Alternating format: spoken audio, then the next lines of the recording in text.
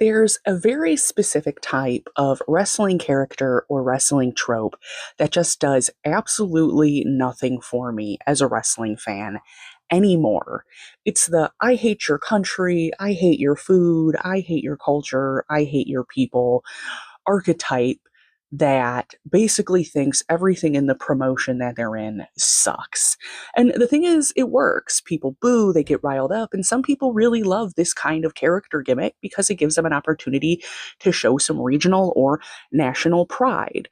But I want to break down a couple different versions of this character trope with examples across a couple different wrestling promotions and why I, as a fan, don't really like it. My name's JJ, and I love wrestling.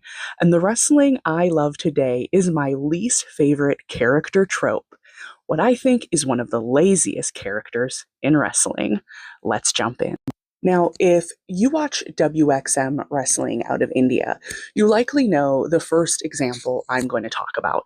And it was actually what inspired me to sit down and make this video today. I'm talking about the character work of Charles Sterling. Now, if you're watching WXM, you're very familiar with this character. Every video package, every promo, everything he's done since coming into the promotion is essentially the same. I hate India. I hate Indian food. I can't stand Indian people. I can't stand the culture. I don't like the way it smells here. I don't like the way people speak to me. I just don't like India. And it's also a character that is giving this critique through what I perceive as a very, very almost colonial take on relations between the UK and India, like pre-colonial bad guy archetypes coming through in his character work. And obviously it works. If you look at the comments, there are a couple of folks who love what he's doing because they think it's funny, and there are other folks who think it doesn't really add anything to the promotion. I'll say when they drop his video packages in every week or every other week, they don't do anything for me. And so let's kind of jump in to what I'm slowly realizing is my least favorite character trope in all of wrestling and why. So, the character trope I'm talking about is essentially a character who's looking for identity based, cheap heat.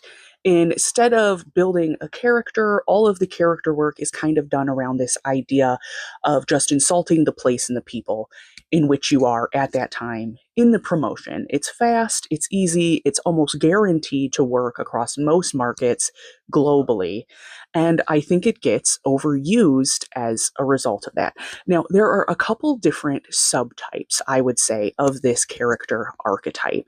And the first is, I think, the one of the most popular, but that's the ugly American abroad trope, or the ugly Englishman abroad trope. So, who are some other examples of this outside of Charles Sterling? Well, we have WWE's own John Bradshaw Layfield. JBL was like the final boss of this trope, especially in his time in WWE.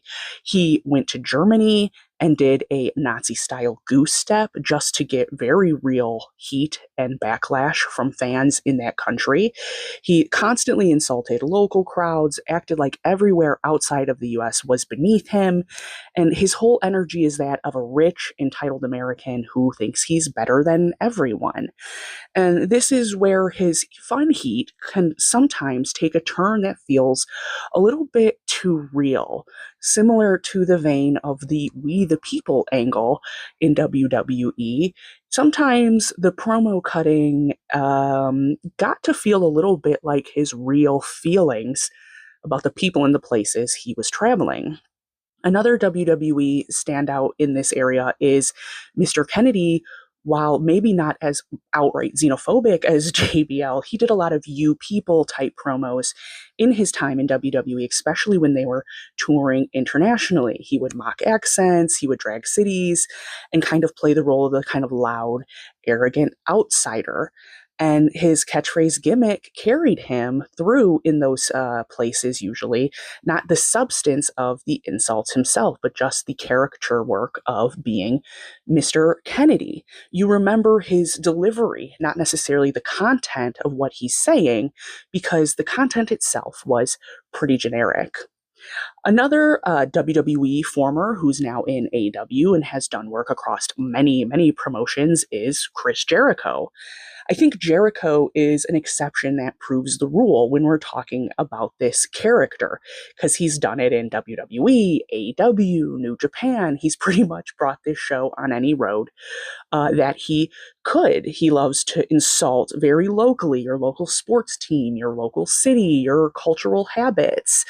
And it's always very, very tailored. For example, when he came here to Chicago the last time I saw him at a match over a year ago, he had very specific insults for people who live in Chicago. But when you see him cut a promo, for example, from London, he's going to riff very specifically on the culture of Londoners. But I think the exception to the rule with Jericho is that he's never made that the bulk or the entirety of his character. It's one layered element to the kind of heel work he does, almost like it's the seasoning on the meal as opposed to the meat or the potatoes.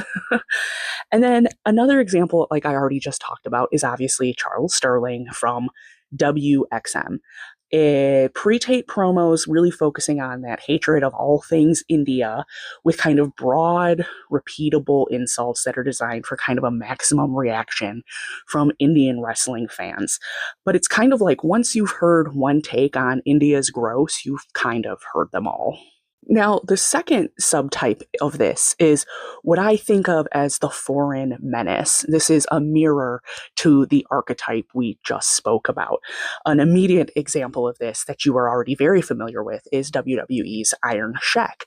He was the first to call people from the wrestling ring jabronis. He waved an Iranian flag.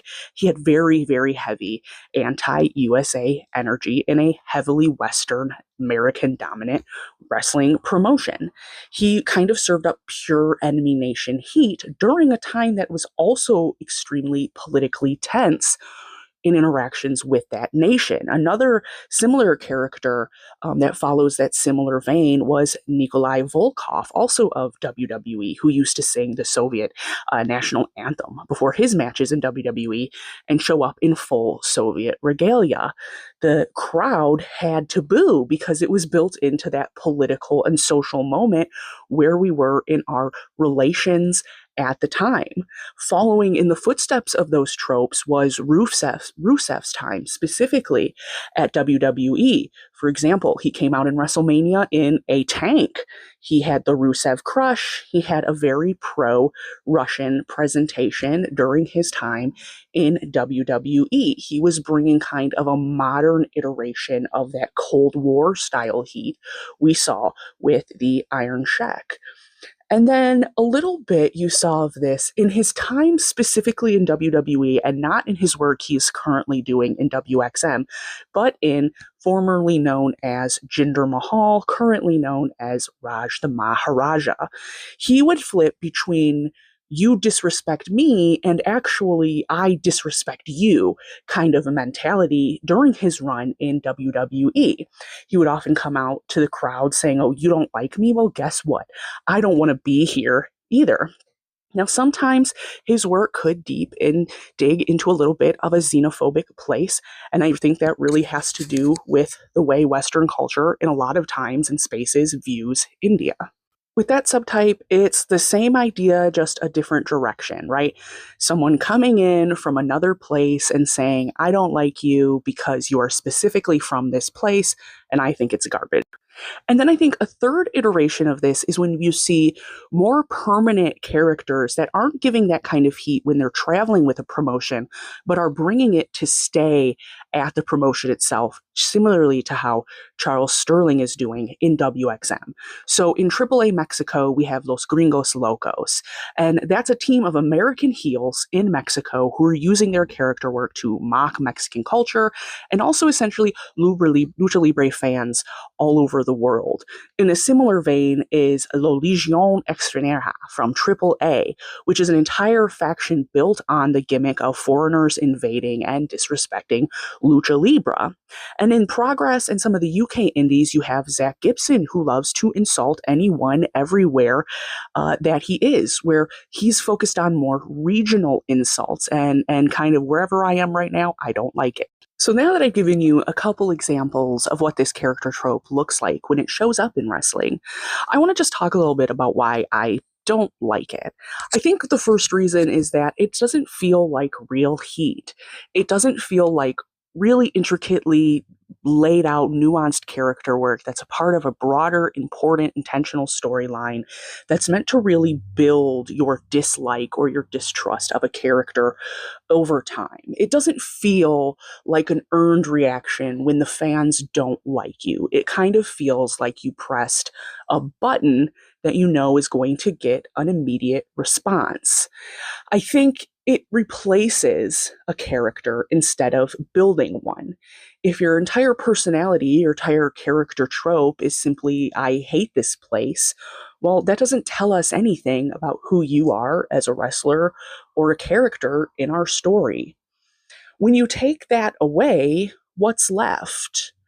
I think this is a gimmick that in the long run really has zero longevity. You can only insult food or the culture or the women or the people so many ways before it just becomes noise, more of the same, what we've already seen.